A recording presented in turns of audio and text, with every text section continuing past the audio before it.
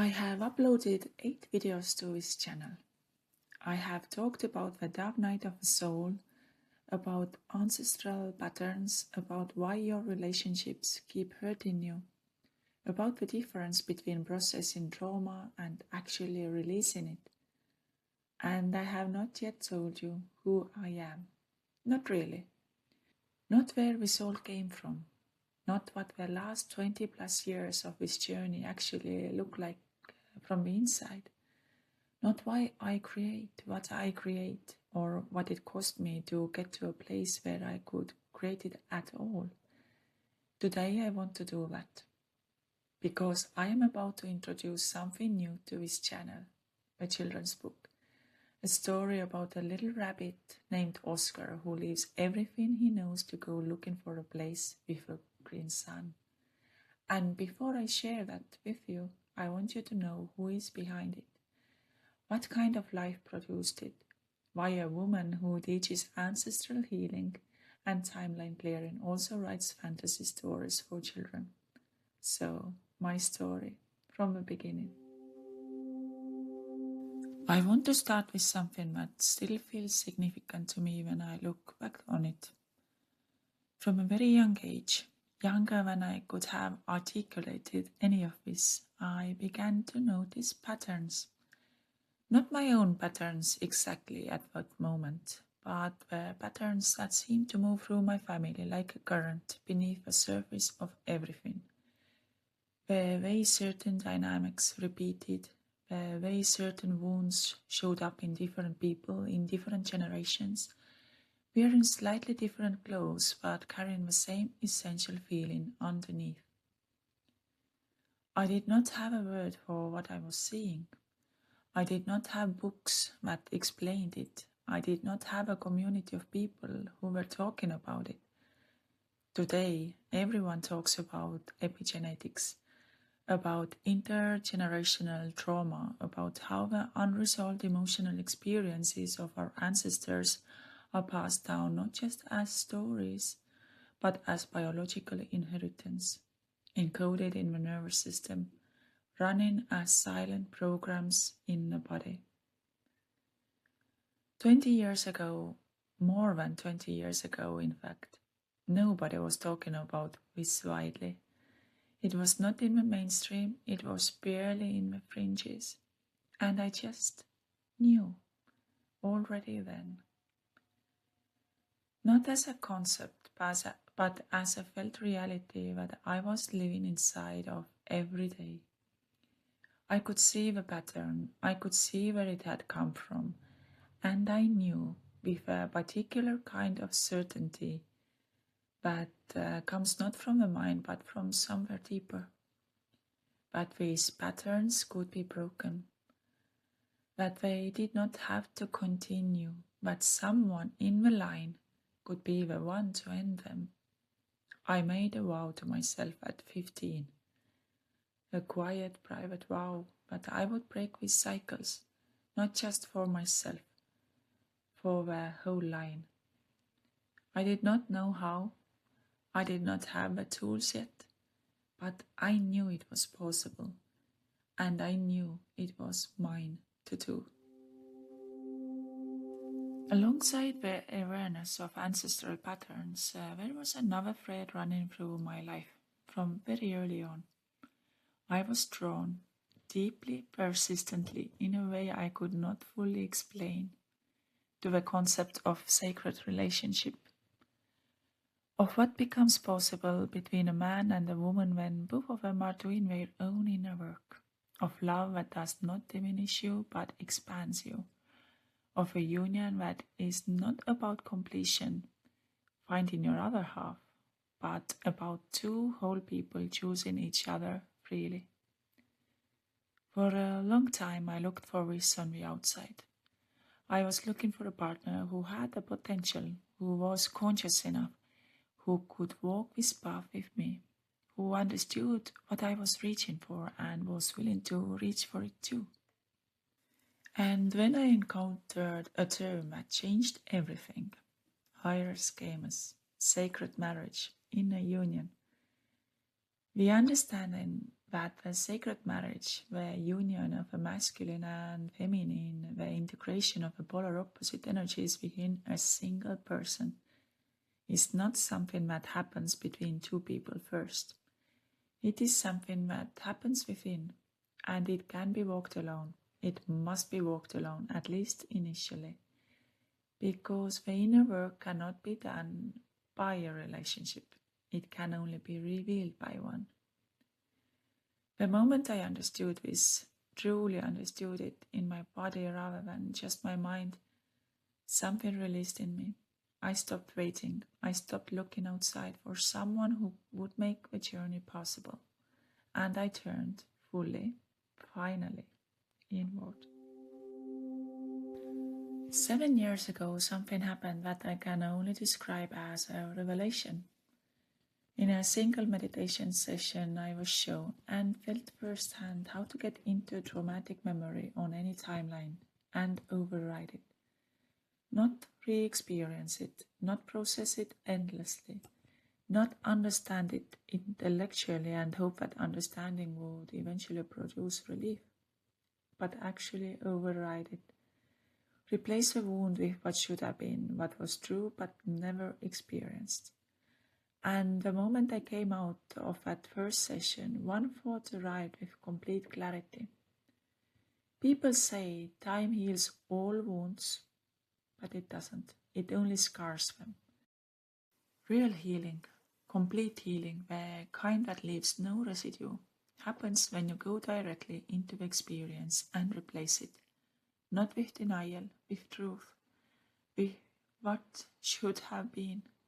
And when you do it this way, it works every single time, immediately, no scar left behind.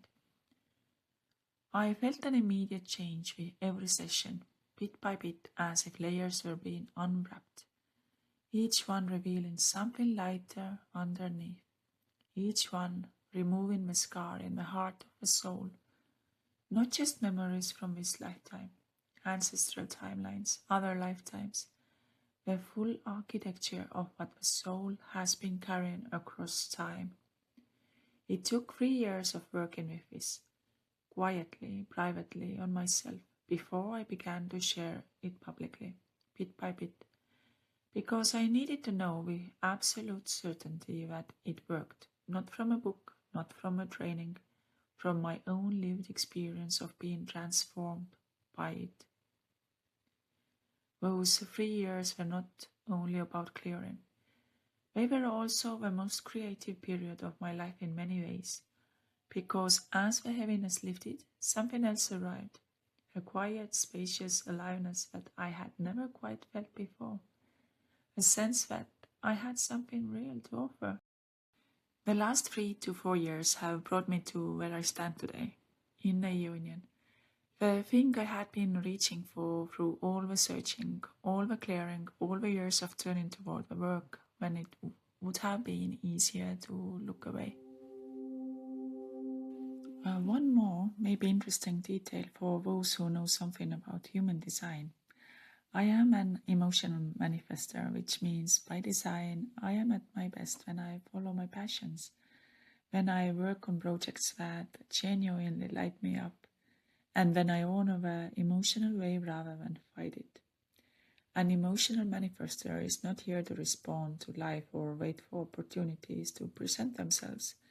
We are here to initiate, to bring things into existence that did not exist before, driven by what the heart genuinely wants to create. Understanding this changed how I related to my own process. The years of searching, the intensity of an emotional landscape, the way I moved between deep immersion in inner work and bursts of creative output. All of it made sense in a new way. I was not broken, I was not too much. I was operating exactly as I was designed to operate. Today, I mostly live in a state of peace. I want to say that carefully. Not as a performance of having arrived somewhere, not as a claim that difficult things no longer happen, but as an honest description of a quality of inner ground that has become my default. something I craved for such a long time, something I genuinely did not believe was possible when I was in the middle of the hardest years. Peace, not as the absence of feeling, not as emotional flatness, but as a steadiness underneath everything, a ground that holds regardless of what moves on the surface.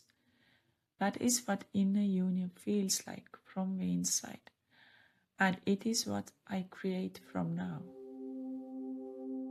This channel, The Balanced Path, exists for one reason: to share the tools that got me to the state of creating unapologetically. That phrase matters to me, creating unapologetically, because before I found the inner balance, I was constantly looking outside myself for permission, for reassurance, for someone to tell me that what I was doing was right, that the path I was on was valid, that my creations were worth something. I followed other people's paths. I looked for solutions outside myself.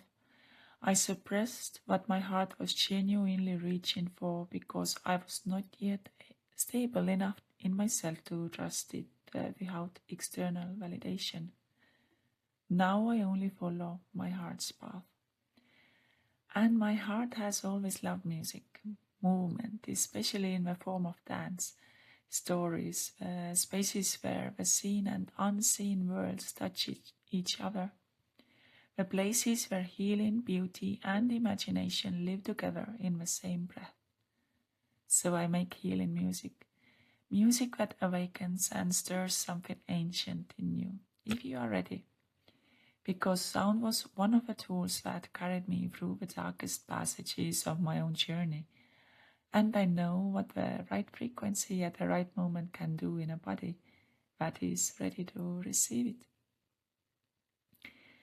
I teach what I teach about energy clearing, timeline healing, inner union, ancestral patterns, because these are the things that actually changed my life. Not concepts I studied, practices I lived. And I also write stories for children. Why children's stories? I am not entirely sure I can fully explain it. Maybe because I loved reading as a child. Maybe because the stories we are given in childhood shape everything. The subconscious templates, the sense of what is possible, the understanding of who we are and what kind of world we live in. Maybe because I believe that the most powerful thing you can give a child is a story that carries genuine wisdom. Not as a lesson to be learned, but as a world to be inhabited, a feeling to be observed, a seed planted in the subconscious that grows into something beautiful without the child ever knowing it happened. I also have a strong sense, personal, intuitive, rooted in my work with timelines across past and future, of what stories want to be told. And some of those stories belong to children. The first story I am sharing publicly is the story of Oskar the Rabbit, the adventure of a curious little rabbit who leaves his home, everything he has ever known, and sets out on a quest to find a place called Atlantis, a place with a green sun. I want to share something about this book that I have not spoken about publicly before. When I first officially announced the book publishing, the day I made it public, my great-great-uncle Oskar died on that exact same day. Something ended and something was born on the same day. I have sat with that coincidence, if it is a coincidence, many times since. And what I feel in it is something I feel throughout all the work I do. The sense that what we create is not entirely our own, that stories, like people, have their own timing, their own necessity, their own relationship to the lineage they come through. Oskar the Rabbit carries within his story the spirit of curiosity, of courage, of leaving the known in search of something larger, of following an inner pull toward a place you cannot yet see, and trusting that the pull itself is enough reason to go. I will leave the original name as it is, in honor of the roots of the story. Whether Oskar finds Atlantis, whether the green sun is real, you will find out from the book. What I can tell you is that the story carries something underneath its surface.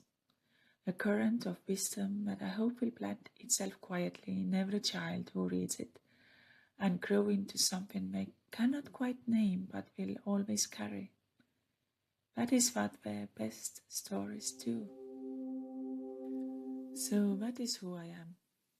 A woman who noticed patterns before she had words for them, who made a vow at 15 that took more than 20 years to fully understand how to keep, who found a way to heal that nobody was teaching and spent 3 years proving it worked on herself before she told anyone about it, who discovered that the sacred marriage she had been looking for outside herself was waiting inside all along, who creates from a place of inner balance now, music, healing tools and stories, because the digital age made it possible to share what is real without waiting for anyone's permission.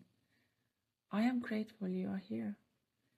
Whatever brought you to this channel, whether it was the dark night of the soul, the ancestral healing work, the healing music, or you stumbled across a little rabbit looking for a place with a green sun, I am glad the thread led you here.